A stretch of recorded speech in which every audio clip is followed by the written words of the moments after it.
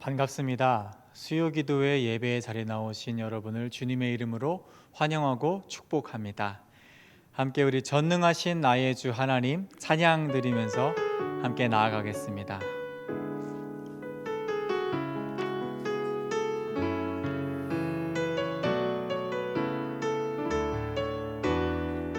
전능하신 나의 주, 전능하신 나의 주 하나님은 능치 못하실 일 전혀 없네. 우리의 모든 간구도, 우리의 모든 생각도, 우리의 모든 꿈과 모든 소망도 신실하신 나의 주 하나님은 우리의 모든 괴로움 바꿀 수 있네. 불가능한 일 행하시고 죽은 자를 일으키시니 그를 이길 자 아무도 없네. 주의 말씀 의지하여 깊은 곳에 금을 던져 오늘 그가 놀라운 일을 이루시는 것 보라. 주의 말씀 의지하여 믿음으로 금을 던져 믿는 자에게 능치. 한 번 더 우리 주님 말씀 의지하여, 주의 말씀 의지하여 깊은 곳에 금을 던져 오늘 그가 놀라운 일을 이루시는 것 보라. 주의 말씀 의지하여 믿음으로 금을 던져 믿는 자에게 능치 못함 없네. 아멘. 함께 하나님의 말씀 봉독하겠습니다. 마태복음 1장 18절로 25절까지 말씀입니다. 마태복음 1장 18절에서 25절, 신약성경 1페이지입니다. 함께 우리 한 목소리로 말씀을 봉독하겠습니다. 예수 그리스도의 나심은 이러하니라. 그의 어머니 마리아가 요셉과 약혼하고 동거하기 전에 성령으로 잉태된 것이 나타났더니 그의 남편 요셉은 의로운 사람이라 그를 드러내지 아니하고 가만히 끊고자 하여 이 일을 생각할 때에 주의 사자가 현몽하여 이르되 다윗의 자손 요셉아, 내 아내 마리아 데려오기를 무서워하지 말라. 그에게 잉태된 자는 성령으로 된 것이라. 아들을 낳으리니 이름을 예수라 하라. 이는 그가 자기 백성을 그들의 죄에서 구원할 자이심이라 하니라. 이 모든 일이 된 것은 주께서 선지자로 하신 말씀을 이루려 하심이니 이르시되 보라, 처녀가 잉태하여 아들을 낳을 것이요 그의 이름은 임마누엘이라 하리라 하셨으니 이를 번역한즉 하나님이 우리와 함께 계시다 함이라. 요셉이 잠에서 깨어 일어나 주의 사자의 분부대로 행하여 그의 아내를 데려왔으나 아들을 낳기까지 동침하지 아니하더니 낳음의 이름을 예수라 하니라. 아멘. 오늘 하나님의 말씀은 이 과정이 얼마나 중요한 것인지 잘 보여주고 있습니다. 여러분은 성경의 의로운 사람, 이 의인 하면은 누가 떠오르시나요? 창세기에 대표적으로 노아가 의인이라고 기록되어 있습니다. 노아는 당대 의로운 사람이었다 하고 기록하고 있지요. 얼마 전 BTS 공동체 예배에서 이 노아를 두고 세상 모두가 빨간불에 횡단보도를 건널 때에도 초록불을 기다리는 사람이었다, 이렇게 나눈 적이 있었습니다. 노아가 그런 사람이었습니다. 그래서 에스겔 14장 14절 말씀을 보면 이 노아와 더불어 다니엘, 욥 등의 사람들이 의로운 사람들이라 의인이다 기록되어 있습니다. 여기에 한 명을 더 추가해 보자면 아브라함이 있습니다. 창세기 15장 6절 말씀을 보면 아브라함이 여호와를 믿으니 여호와께서 이를 그의 의로 여기시고 이렇게 기록하고 있습니다. 그러면 이제 의로운 또 한 사람을 생각해 볼까요? 사실 성경에는 직접적으로 이 사람이 의로운 사람이다 이렇게 기록하고 있는 사람이 적은데 한 사람이 더 있습니다. 바로 오늘 말씀의 요셉입니다. 사실 그동안 성경에서 의로운 사람이라 칭함받았던 사람들은 노아, 다니엘, 욥, 아브라함과 같은 사람들이죠. 그런데 이 노아, 다니엘, 욥, 아브라함 이런 분들이 어떤 분들인지 저희가 이미 너무나 잘 알고 있습니다. 그런 이름들이 의인이다 기록되다 보니 저희에게 있어서 의로움이라는 것이 너무나도 특별한 그런 명예 같은 이미지가 점점 생긴 것 같습니다. 그런데 오늘 말씀에 등장하는 이 요셉은 가장 평범한 이스라엘 사람 중에 한 사람입니다. 우리는 요셉이란 인물을 떠올리면 평범한 사람 또는 기적의 사람으로 생각하지 않지요. 오늘은 이 평범한 요셉의 모습을 통해서 평범한 일상 가운데 의로움이 무엇인지 함께 상고해 보겠습니다. 오늘 말씀은 예수님의 탄생 이야기입니다. 18절 말씀을 보면 마리아는 성령으로 잉태하게 되지요. 19절 말씀에서 요셉은 마리아가 잉태한 사실은 알았지만 그것이 성령을 통해 이루어진 역사라는 그 사실은 몰랐습니다. 게다가 누구도 요셉에게 설명해 주지도 않았지요. 그런데 중요한 건 이때 성경은 요셉이 의로운 사람이라서 이를 드러내지 않고 가만히 끊고자 했다 이렇게 기록하고 있습니다. 이 19절 말씀을 이 헬라어 원어 그대로 제가 직역을 했는데 그대로 직역하면 요셉은 의로운 사람이어서 마리아를 폭로하고 창피 주는 일을 원하지 않았다라고 기록되어 있습니다. 이 말씀에서 중요한 표현은 원하지 않았다인데 이는 요셉의 성품과 마음이 어떤 사람이었는지를 잘 보여주고 있습니다. 요셉 당시의 문화에서 보면 사실 이런 상황은 폭로를 해서 창피를 주는 게 맞는 그런 문화였습니다. 유대인들의 생활율법에서도 기록되어 있었습니다. 다만 두 사람이 약혼했고 아직 결혼은 하지 않았기 때문에 이 돈으로 해결할 수 있는 방법도 있지만 이건 어디까지나 요셉이 선택해야 할 문제였지요. 만약에 요셉이 마리아가 뭔가 처벌을 받길 원했다면은 마리아가 단순히 창피를 받는 것에 그치지 않고 큰 위험에 처할 수도 있는 상황입니다. 또한 요셉이 만약에 마리아에 대해서 어떠한 처벌도 하지 않고 가만히 이 상황을 넘어간 사실이 이 마을 공동체에 알려진다면 마리아뿐만 아니라 이 요셉 역시 매우 곤란한 처지에 놓일 수 있는 그런 상황입니다. 그러나 중요한 건 요셉은 원하지 않았습니다. 율법은 어긴 사람을 정죄하거나 그에게 돌을 던지는 것이 비록 맞는 분위기였다 하더라도 요셉의 마음은 비판하고 정죄하기를 원하지 않았다 이렇게 기록하고 있습니다. 남들이 다 한다고 그 일에 동참하는 이 군중 심리는 성경적으로는 이 의로움과 오히려 거리가 먼 행동입니다. 오히려 성경은 소돔과 고모라의 죄악, 이 이스라엘 백성들의 집단적인 우상 숭배와 같은 이런 사건들을 통해서 죄악의 순간들마다 이 군중 심리가 집단적인 광기로 작용했었다 그렇게 기록하기도 하죠. 요셉의 이 의로운 마음은 스스로 자신을 분별하여 이 시대적인 군중 심리나 그런 문화에 따라 행동하지 않았습니다. 요셉 역시 한 남자이고 남편이기에 마음 한켠에서는 원망도 하고 싶었을 거고 비판도 하고 싶었을 것이고 남들보다 더 오히려 돌을 던지고 싶었을지도 모릅니다.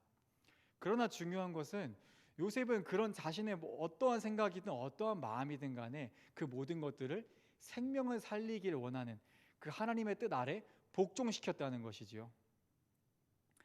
특별히 저는 오늘 말씀에 나타난 이 요셉의 성품과 마음이 이 코로나 시대를 살고 있는 우리에게 참 필요한 그런 마음이라는 생각이 들었습니다. 코로나 시대 이 확진자들이 지금 많이 나오고 있지요. 이 확진자들의 경우를 보면 대개는 본인이 걸리고 싶어서 의도적으로 걸리는 경우가 아닙니다. 대부분은 정말 우연히 의도치 않게 걸리게 되는 경우가 대부분이죠. 그런데 우리 사회나 이 대중들의 반응을 보면 이 환자들에 대한 긍휼함과 안타까운 그런 마음도 있지만 많은 이들이 참 가혹하고 폭력적인 반응을 보이는 것을 저희가 많이 목격합니다. 그러나 이런 시기일수록 하나님의 사람들은 오늘 말씀에 나타난 이 요셉의 성품과 마음을 가지고 누구보다 고통스러운 그런 시간을 보내는 이들을 위해 중보하는 우리가 되었으면 좋겠습니다. 이어지는 20절에서 23절 말씀을 보면 이렇게 의로운 마음으로 의로운 행동을 한 요셉에게 주의 사자가 나타났습니다. 이 20절에서 23절 말씀의 맥락은 의로운 요셉에게 주신 하나님의 위로와 그 평안이었습니다. 20절 말씀을 보면 무서워하지 말라, 데려오기를 무서워하지 말라로 시작해서 의로운 요셉에게 장차 요셉을 통해 이루실 하나님의 약속이 무엇인가를 나타내지요. 21절에서 23절까지의 말씀을 쭉 보면은 아들을 낳으리니 이름을 예수라 하라. 이는 그가 자기 백성을 그들의 죄에서 구원할 자이심이라 하니라.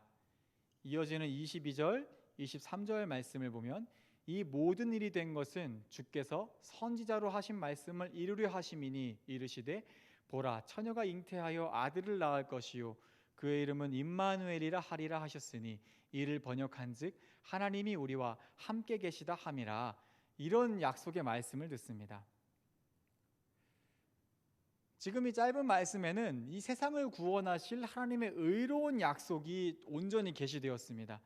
특별히 22절 말씀에는 하나님의 약속, 그 예수 그리스도께서 이 땅에 오시게 된 이 모든 일들이 선지자로 하셨던 그 모든 말씀들이 바로 오늘 요셉과 마리아의 가정을 통해 성취될 것이다, 이렇게 말씀하시죠. 의로운 남편과 정결한 아내가 연합한 그 하나님의 가정을 통해 하나님의 말씀이 성취되는 것입니다. 성경을 보면은 창세기의 노아 때도 그러했고 아브라함 때도 그러했고 다니엘 때도 그러했지만 하나님의 말씀은 하나님과의 의를 지키고 정말 하나님 앞에 신실하게 그렇게 의롭게 살아가는 그 믿음의 사람들의 삶을 통해서 나타납니다. 이어지는 마지막 24, 25절 말씀을 보면 하나님의 그 약속이 의로운 삶을 통해 어떻게 역사하시는지가 나타납니다. 요셉이 잠에서 깨어 처음으로 한 일은 주의 사자가 분부한 대로 행한 것입니다. 24절 말씀에 분부대로라고 기록되어 있는 이 단어 분부는 사실 원래 명령이란 단어입니다. 신약 성경에서는 주로 하나님의 명령을 가리킬 때 이 단어를 씁니다. 그러니까 요셉이 지금 주의 사자의 분부대로 행한 것은 바로 하나님의 명령, 그 말씀대로 행했다, 이런 말씀이죠. 저는 이 말씀을 보면서 요셉이 과연 그 전날 밤 잠자리에 들면서 얼마나 많은 고민과 생각을 했을까, 얼마나 많은 번뇌가 들었을까, 잠이 오기나 했을까, 그런 생각이 들었어요. 잠에서 깨어난 요셉은 지난밤에 그 많은 고민들과 무수한 생각들, 자신이 스스로 한번 생각해본 많은 계획을 따라서 스스로 살 길을 찾아 행동하지 않았습니다. 스스로 삶의 문제를 해결하려 들지 않았지요. 요셉은 하나님의 말씀대로 행동했습니다. 우리가 하나님을 믿고 따르지만 이 정작 삶의 중요한 순간에 믿음을 따라서 선택하는 건 참 쉬운 일이 아니지요. 누구나 할 수 있는 일이 아닌 것 같습니다. 그러나 요셉은 자신의 인생에 어쩌면 가장 중요한 이 가정을 꾸리고 결혼하는 그 문제에 있어서 이 선택과 결정의 순간을 순종으로 내어드렸습니다. 바로 이 순종을 따라 자신의 인생의 방향을 결정하는 그 모습 역시 요셉의 의로운 행동이었다라고 볼 수 있는 것이죠. 요셉이 그의 아내를 데려왔다라 기록되어 있는데 이 데려옴의 표현은 원래 취하다로서 이 말씀의 맥락상으로는 아내로 맞아들였다, 이런 표현입니다. 그리고 요셉이 그의 아내를 데려왔다라는 이 말은 사실 인간적으로는 들 수밖에 없는 그런 무수한 불안함, 두려움, 고민, 번뇌들을 따르지 않고 하나님 말씀을 따라서 순종했다는 것이죠. 순종이라는 것은 우리가 평안할 때 하는 게 아닌 것 같습니다. 순종은 우리가 모든 것이 평탄하고 걱정이 없을 때, 그때 하는 것이 순종이 아니지요. 요셉이 보여준 모습처럼 불안해도 두려워도 고민돼도 그 불안함과 염려를 따르지 않고 말씀을 따라 삶의 방향을 선택하는 것이 바로 순종입니다. 그렇게 순종할 때 요셉을 통해 하나님의 의로운 약속이 이 땅에 온전히 성취되었습니다. 하나님의 약속이 사람들의 상식을 벗어나서 놀라운 방법으로 이 땅에 나타날 때 그 모습은 오직 의로움으로 순종하는 사람들을 통해서 나타납니다. 그렇게 순종함으로 행복한 제자 되신 여러분 되시기를 축복합니다. 그리고 마지막 25절 말씀은 요셉이 그의 아내와 잉태하신 그 하나님의 약속을 지키는 그런 사명을 감당했다라 기록하고 있지요. 그래서 정리하면 오늘 말씀에 나타난 이 의로움은 주어진 평범한 삶에서 하나님의 인도하심을 따라 순종하는 그 삶이었습니다. 우리 김호성 목사님께서 말씀하시는 일상의 영성이 바로 그것이죠. 저는 신앙생활을 처음 했을 때 이 아브라함의 일생을 보고 창세기 15장 6절 말씀을 묵상하면서 의로움이 마치 나의 믿음의 증거와도 같은 그런 믿음의 명예로 오해했던 적이 있었습니다. 그래서 그 믿음의 명예를 얻기 위해 정말 열심히 열정적으로 봉사하고 사역했습니다. 그때 다른 사람들은 제가 정말 순수한 마음으로 그렇게 정말 선한 마음으로 봉사하고 사역하는 줄 알았지만 저는 알았지요. 그 속은 열정과 열심을 통해 믿음을 인정받고 의로움의 명예를 얻기 위한 몸부림이었습니다. 이 믿음과 의로움에 대해 완전히 오해한 것이지요. 그러고 나서 제가 성경을 후에 공부하면서 의로움이라는 것은 뜨거운 신앙생활이나 열정적인 신앙생활과는 다른 이야기라는 걸 알았습니다. 오히려 의로움과 관련이 깊은 건 열정이나 열심 같은 그 능력이 아니라 하나님 앞에 정직함, 하나님 앞에 진실됨과 같은 이 신실함의 모습이었습니다.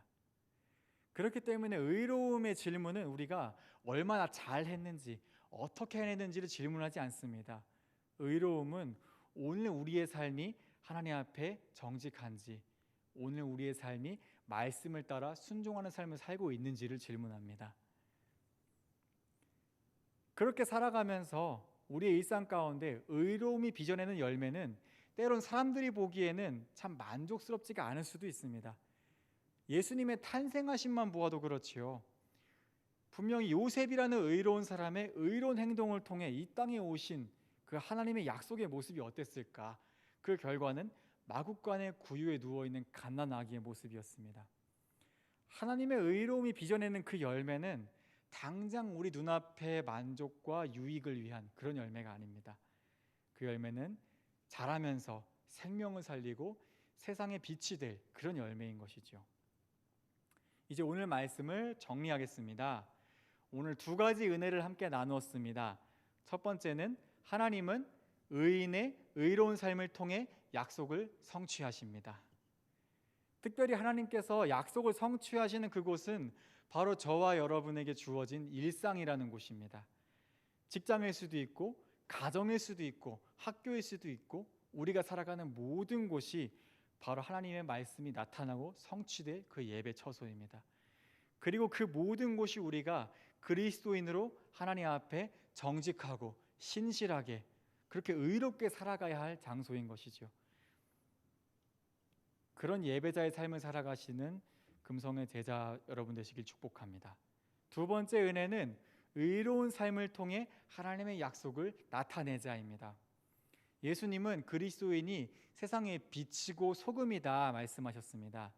여기에 중요한 요지는 우리가 빛이 되어가고 소금이 되어가는 것이 아닙니다. 이미 우리는 예수 그리스도 안에 빛이고 소금이라는 것이죠. 빛을 빛나게 하고 소금을 짜게 하는 것은 바로 우리 안에 있는 그 하나님의 의로움입니다. 세상의 빛과 소금으로서 정말 이 세상을 섬기고 세상을 비추는 그런 선교적 교회로서의 삶을 살아가시는 여러분 되시길 축복드립니다. 이제 함께 공동 기도문으로 기도하겠습니다. 교회를 세우시고 교회의 머리가 되시는 하나님, 금성을 제자 공동체로 세워 주소서. 날마다 예배하고 큐티하고 기도하며 행복한 제자로 성숙되게 하소서. 서로 돌아보며 섬기는 사랑으로 사랑방을 세워 주시고 말씀과 사랑 안에서 함께 어려움을 이기게 하소서. 미래 공동체를 세워 주소서.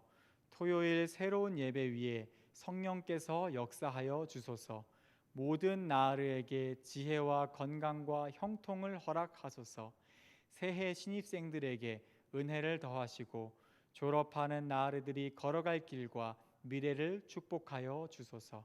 미래 공동체를 예수님의 제자로 세워 주소서. 지역을 품는 지역 공동체가 되게 하소서. 선교적 교회로 선교사의 마음으로 지역을 섬길 때 새로운 부흥을 허락하소서. 재미지 공동체, 선교적 공동체로서 이웃과 열방을 품고 기도하게 하소서. 선교사와 선교지가 질병을 이기게 하시고 복음에 더욱 충만하게 하소서. 우리가 곧 교회이자 선교사라는 마음으로 섬기고 사역하게 하소서. 치유하여 주소서. 몸과 마음의 모든 질병을 고쳐 주소서. 각 가정이 교회되고 교회가 가정을 품어 함께 세워지게 하소서. 사업장과 직장 일터를 지켜주시고 감사의 열매를 거두게 하소서. 사랑으로 품으시는 예수님의 이름으로 기도합니다. 아멘. 하나님 감사합니다. 우리를 세상의 빛과 소금으로 불러주시고 그 가운데 예수 그리스도의 의로움을 따라서 이 지역 가운데 교회로 하나님의 그 선교적인 모습으로 하나님의 모습을 나타내게 하셨습니다. 하나님, 이제 우리에게 주신 사명을 감당하여서 우리가 있는 모든 곳이 하나님의 나라가 되게 하시고 우리가 있는 그 모든 곳에 하늘에서 이루어진 그 뜻이 나타나도록 인도하여 주시옵소서. 이제는 우리 주 예수 그리스도의 은혜와 하나님 아버지의 크신 사랑과 성령님의 교통하심이 예수 그리스도의 의로움을 따라서 그 말씀에 순종하며 살아가길 원하는 모든 이들 가운데 함께 계시기를 축원하옵나이다.